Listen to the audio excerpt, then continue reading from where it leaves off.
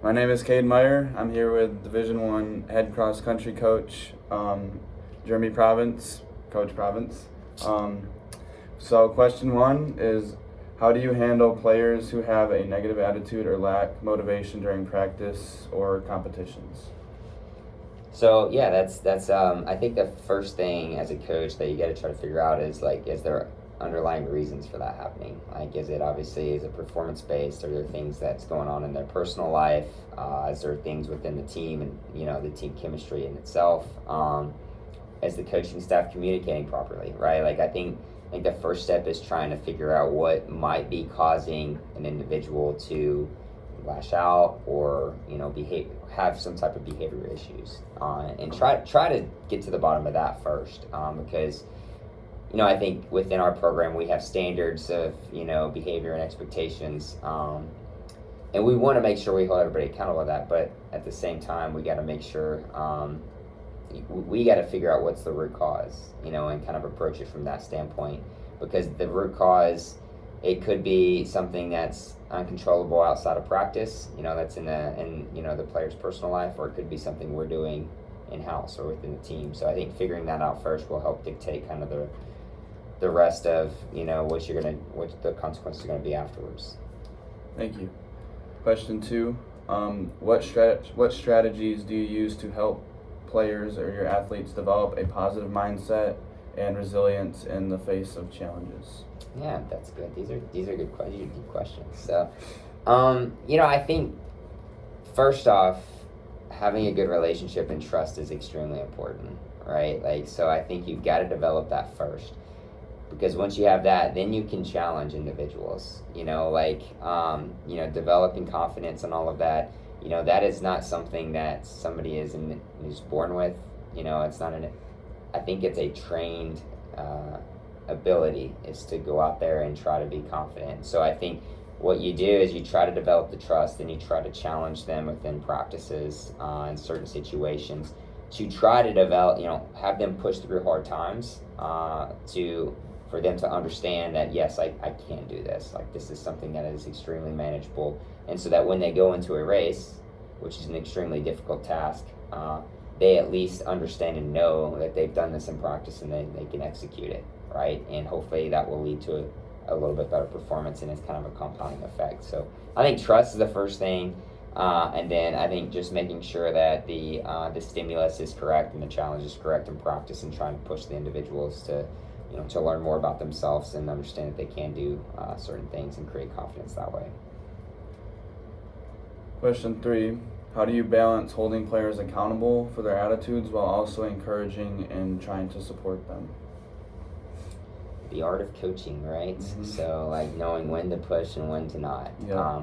I think I don't know if I have great answers to these, but everybody's different. Yeah. Some people can take a little bit more hard love or whatever it's, some people you can get onto a little bit more, others you have to be a little bit more sensitive to, and that's totally fine. I think as a coach, it's our responsibility to get to know the individual, to develop the trust, and to figure out what helps an individual click and respond positively to certain situations. And so I always try to create a pretty relaxed, student-centered and, practice environment, where, yeah, we have expectations and the coach is in charge, but at the same time giving you guys the opportunity to create a space that is yours and that you guys are responsible for, in the space that you own, right? And try to help you guys grow that in that way.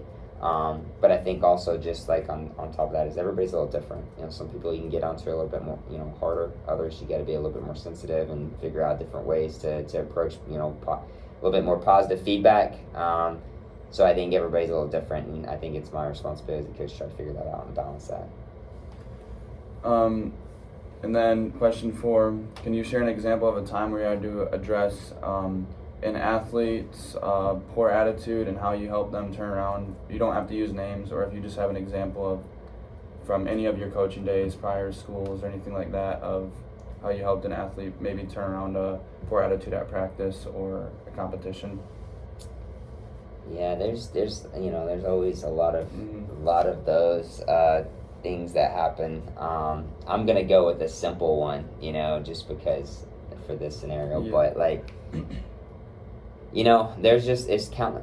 You know, in any sport, especially at the Division I level, it's really hard to be confident like you were even in high school, because it's a whole new environment, it's a whole new coaching staff, but also you're one of several that have the talent to perform at an extremely high level, right? So I think what you see a lot in terms of poor attitude or just negative self-talk at this level is just because you get a lot of individuals that used to be the alpha, and they come into an environment where everybody's the alpha, right? You know, and I think again, in those situations, you want to try to just keep things simple for those individuals. You want them to understand it's more about the process than it is, you know, the outcome, especially early in their career as a freshman and sophomore.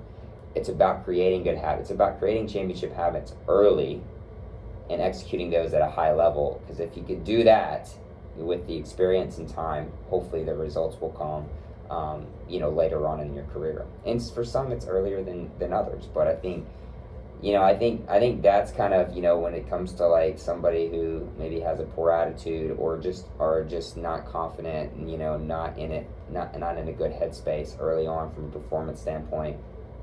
It's just trying to, again, keep things simple, create little bits of, you know, positive outcomes in practice on a daily and weekly basis so that they can see the progress. And then trying to keep the focus on that day-to-day process, you know, and the positives that come out of that. And hopefully over time, you know, you will see, you know, you'll see a positive shift in their attitude and the confidence. So that, I think that's one way as a coach we can do it. Obviously, we've got, you know, like you know, different folks on campus that can work from a psychological mental health standpoint side of things as well. So that's another way.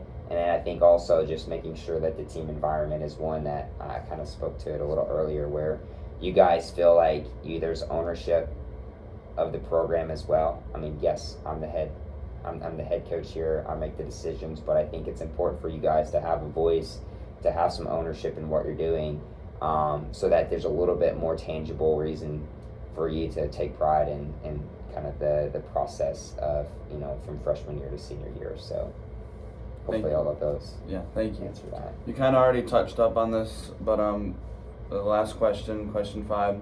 How do you foster a team culture that promotes respect, hard work, and a winning mentality among your athletes? Yeah, that's kind of what I was talking about. You Yeah. know, like just making sure everybody gets connected, making sure there's trust between student athletes. You know, student athlete coach, and vice versa. And then again, creating an environment where you guys can be yourself, and there's ownership there. When there's ownership, there's responsibility. You know, when there's responsibility, there's generally a little bit more of a reason to buy in and to take pride in what you do. And so my job is to kind of steer the ship, you know, and so I want you guys to kind of build it and create it and kind of keep it afloat as we go along. And so I think again, some of the reasons why I've touched on, or some of the things I've touched on earlier, are just, you know, just different ways in which we try to do that. Yep. All right. Thank you for your time. Appreciate it. Absolutely.